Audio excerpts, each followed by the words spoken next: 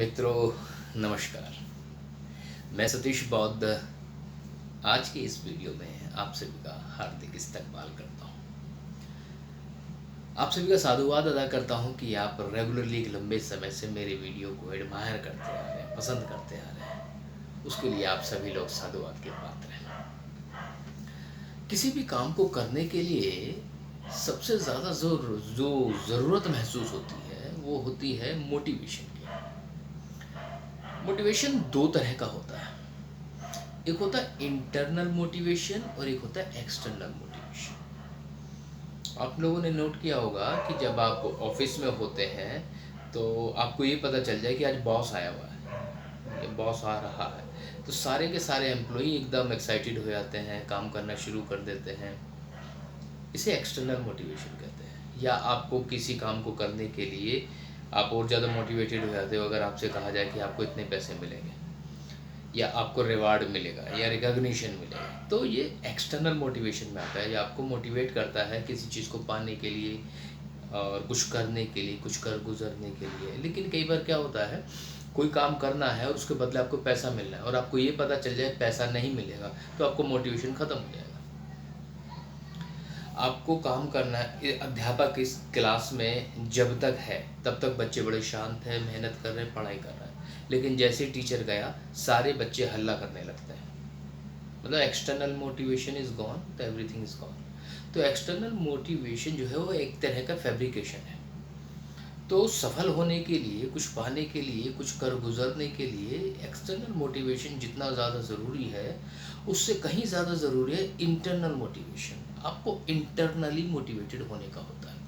Internally motivation मतलब जो आपके अंदर एक चीज़ है जो आपको बार बार प्रेरित करती है, नहीं I can do it, I have to do it, this is the part of my life, I have to go through such kind of circumstances, then I have to pursue this one, I have to pursue that one. तो कुछ करने की बात होती है, अंदर से ललक आती है। पढ़ना है तो खुद मन करता है पढ़ने के लिए। मैंने खुद महसूस किया जब हम अध्ययन किया करते थे, स्कूल में होते थे या कॉलेज में होते थे, माँ बाप कहते थे अरे भाई पढ़ ले भाई, पढ़ ले, पढ़ेगा तो अच्छी नौकरी मिलेगी। तो जब तक माँ बाप कहते थे तब तक पढ़ने लग जाते थे। लेकिन जैसे माँ बाप की नज़रें हटी तो हम लोग पढ़ाई नहीं करते थे। तो एक्सटर्नल मोटिवेशन जैसे ही जाता है तो काम रुक जाता है। लेकिन इंटरनल मोटिवेशन आपको रेगुलरली मोटिवेटेड करता रहता है। Do it, do it, do it, do it, it's your cup of tea, it's your cup of tea, you are the person who is capable of doing, you are the person who capable of doing this, तो just do it. तो वो internal motivation कहाँ से आता है, उसके लिए एक छोटी सी एक स्टोरी मेरे पास है, बताना चाहता हूँ। एक बार एक स्कूल की टीम थी फुटबॉल की, उसमें बहुत सारे बच्चों का चयन किया गया। अब जब चयन हुआ तो जो है प्रैक्टिस की गई, प्रैक्टिस चल रही थी। तो उनमें एक लड़का था, वो भी प्रैक्टिस करने आता था। जब वो प्रैक्टिस करने आता था तो उसके दूर सीढ़ियों पर उसके पिताजी बैठा करते थे और ऐसा लगता था वो उन्हें देख रहे हैं, तो देखते रहते थे। बाकी सब लोग नोट कर रहे हैं कि उसके पिताजी रोज़ आते हैं। रोज़ उसके पिताजी आते थे और जो है उसको प्रैक्टिस करते, अभ्यास करते हुए देखते थे। अब जब अभ्यास हुआ तो टीम बनी और जो है शुरू हुई श्रृंखला। तो जब टीम बनी तो जो कोच था, कोच ने उस लड़के को रिजर्व में रखा। पहला मैच गया, लड़के को नहीं खिलाया, दूसरा गया, लड़के को नहीं खिलाया, तीसरा गया, लड़के को नहीं खिलाया। अब जो है सेमीफाइनल आ गया, क्वार्टर फाइनल हुआ, उसमें नहीं खिलाया, सेमीफाइनल हुआ, उसमें नहीं खिलाया। अब बात आई फाइनल की। जिस दिन फाइनल था उस दिन वो लड़का कोच के पास गया, वो कोच से कहने लगा सर आप प्लीज़ इस बार मुझे मौका ज़रूर दें, मैं पूरी शिद्दत से, पूरी मेहनत से काम करना चाहूँगा, पूरी मेहनत से खेलूँगा।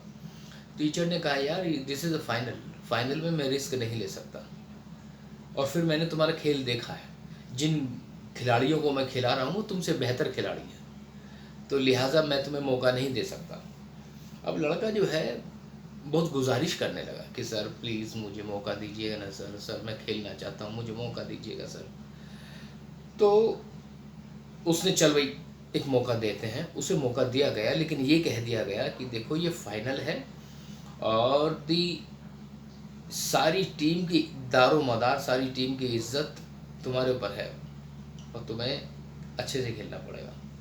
कि ठीक है सर, मैं बहुत अच्छा खेलूँगा। और वास्तव में उसने अपनी परफॉर्मेंस को बहुत बेहतर करके बताया और उसने दिखाया कि वो इस लायक था, इस काबिल था। मैच जीत गए, फाइनल जीत गए। अब जब फाइनल जीत गए तो कोच उसके पास आया, लड़के के पास आके कहने लगा, यार तुझे मैंने इतने मैच में तो नहीं खिलाया और उससे पहले भी तेरा खेल मैंने देखा है, और आज तुझे क्या हुआ यार, आज कैसे? कि सर एक्चुअली आज जो है मुझे मेरे पापा देख रहे हैं कि फुटबॉल खेलते हुए। कह रहे यार तेरे पापा तो तुझे रोज़ देखते थे जब तू अभ्यास करने आता, आज कौन सी नई बात है? कह रहे सर एक्चुअली मैं आपको कभी बता नहीं पाया, मेरे पापा जो है एक अंधे व्यक्ति थे, वो देख नहीं सकते थे, लेकिन अभी 4 दिन पहले उनका देहांत हो गया है और अब वो मुझे वहाँ से देख रहे हैं, इसलिए आज मेरी परफॉर्मेंस बेहतर है। तो मित्रों, मैं यहाँ ये बताना चाहता हूँ कि इंटरनल मोटिवेशन का फैक्टर कोई भी हो सकता है।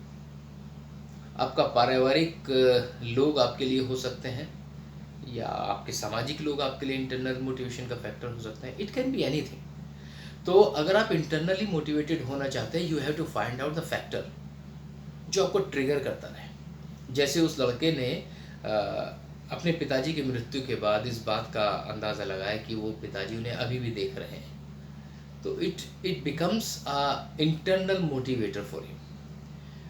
तो साथियों, इसी तरह से अगर हम whatever we want to achieve in our life, what कुछ भी हम अचीव करना चाहते हैं, तो उसके लिए सबसे ज़्यादा ज़रूरी यही है कि हम इस फैक्टर को ढूंढें हमारी जीवन में, वो कहाँ है जो हमें इंटरनली ट्रिगर करता रहे। तो मैं उम्मीद करता हूँ कि ये बात आप तक ज़रूर पहुँची होगी और इस बात को केवल अपने तक नहीं रखना है, इस बात को सभी तक पहुँचाना है ताकि सभी को इसका लाभ मिले। और सुनो, कमेंट ज़रूर करें, वीडियो को लाइक करें और वीडियो को शेयर करना बिल्कुल ना भूलें।